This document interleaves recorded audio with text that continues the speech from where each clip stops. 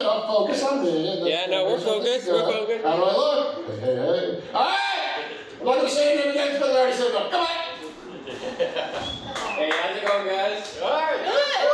So, I actually have zero prepared. My idea was that I would do some crowd work, practice some crowd work, and then we do a bucket bowl.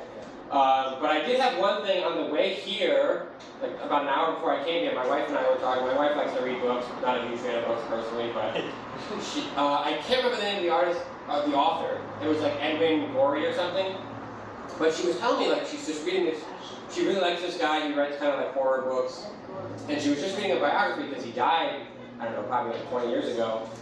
And the biography was talking about. She was like, "Did you know this guy was like closeted gay his whole life?" And I was like, "Oh, how'd you like know? Like, did he like come out like right before he died?" She was like, "No, like everyone around him was saying that he was just like this gay dude that never came out of closet. He never talked about his sex life or anything. He was gay." I was like, "That's like fucked up because you know I have like 20 friends right now that if I died at the end of the funeral, they're like, hey, you know this dude was gay, right?" They would just be spreading that rumor. That's fucking like, why would you believe that unless he came out as gay? So that's, I mean, that's not even prepared. I just thought I would tell that story because it pissed me off so much. And I was like, you're gonna believe all his friends after he died? You know, I'm fucking married, dude. Anyway. So no, I'm gonna try to do some crowd work. So, what do you do for a job? Gay, I don't care. No, I'm just kidding. What do you do for a job? What do they call it? I do like under the table landscaping. Under the table landscaping? That actually does sound kind of gay. What do you do, like mowing lawns and snow and stuff? Yeah, I mean just like on the side. Okay, I do feel bad because like you're actually way more hardworking than I am. I don't really have a joke for that, dude. That's really crazy. I'm practicing crowd work, so it's going to be really bad for me. What do you do for work? I'm a lawyer.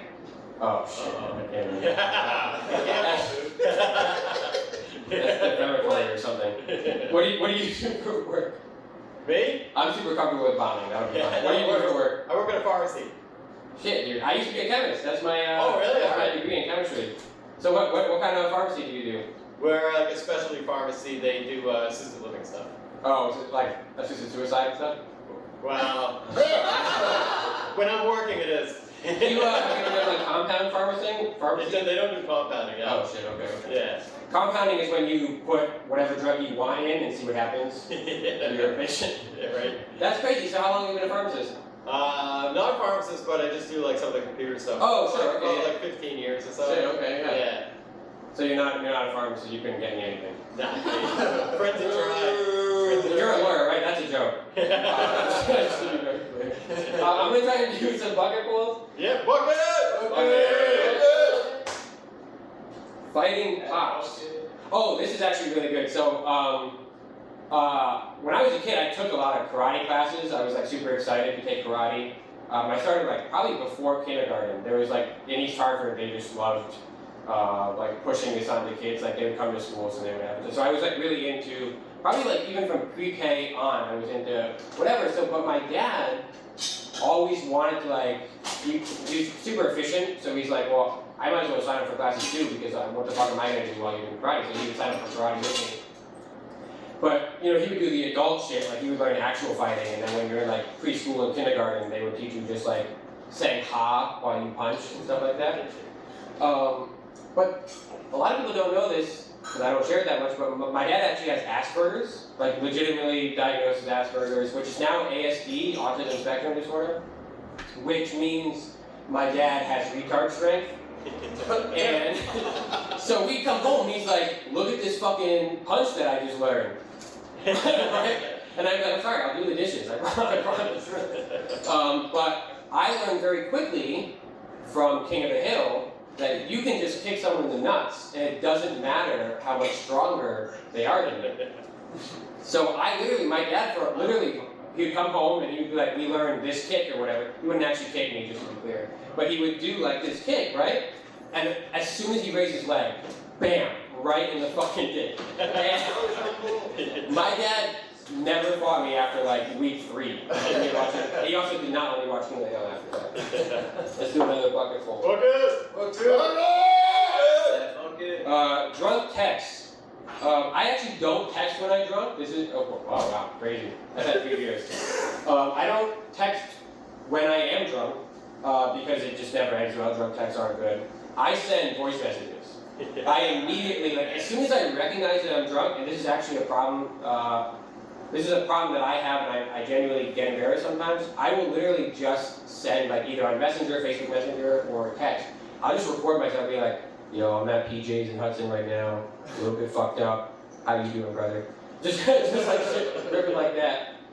And I did that to my wife one time, and my wife was like, I'm coming to get you, because she doesn't like when I don't drink and drive, but I do drink and then drive, you know what I mean? And so she's like, I'm coming to get you. And I was like, oh no, that was a complete joke that I meant to send to someone else. And long story short, I am getting divorced, so I will need a lawyer. I need one more bucket. One more bucket. This is literally a great intro to the knowing a lawyer. I was injured. I actually was injured in a car accident. This is kind of funny. I don't know if you ever tried to be super macho and immediately regret it, but I got into a car accident last year, and I was a second car in a 3-car collision, and I was more pissed off than anything. I wanted to get home. I had literally just bought beer, so I had beers in my car, and I stop at a red light, and I hear the car behind me get hit, and then I have like 10 seconds, or like half a second really, to say like, oh fuck, and then my car gets hit.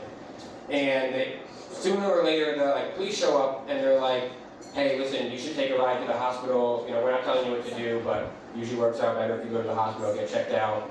And I was like, no, dude, do you not see the fucking beers in my car? You know, right from the police, so that's how you know I had a concussion. It's like, do you not see the beers I have in my car? I'm trying to get home. And they were like, you're allowed to drive home, you just have to sign this paper. And I want to say 10 seconds after driving off, I'm like, it's like 6 or 7 p.m., right? And it's like January. Like, why is it so bright outside? Everything is super fucking bright. So I pull into a walk-in clinic, and I'm like, hey, listen, I'm just trying to get home. I'm literally just telling people that I have beers now. I'm like, I'm just trying to get home. I have some beers in the car that need to be chilled, but the police told me I should come in. And they're like, why did the police tell you to come to this walk-in clinic? Like, oh, well, I point to my car, like right outside the window. I'm like, I just got into a car accident. And she was like, you need to be in a hospital, like right now. You can't do like a brain scan or anything. And I was like, is the wait time like longer than 10 minutes? Or like, what are we talking about? And she was like, you need to be in the hospital right now. So I literally did this, and I walked to my car and I drive to Marlboro Hospital Marlboro. And I get to the ER and I'm like, listen, I'm kind of pissed off, I'm frustrated. They told me I need to come to the hospital. I have kind of a headache, everything's bright, but I want to get home. And they're like, yeah, sure, just sit over here, you'll be seen, whatever. 6 hours later, the doctor comes out, and he's like, oh yeah, we're gonna give you some ibuprofen, you should be fine, you can go home. And I was like, 6 fucking hours? I'm like texting my wife, like, this is bullshit, this kid, like there's a baby crying next to me and everything. Like I have this massive headache. And I go to the doctor and I'm like, why the fuck are you sending me home? I just sat here for 6 hours, like I could be dying. It's like, oh, no, you'd be dead by now if there was a problem. So then, I don't know, if you get into a car accident, just fucking go home.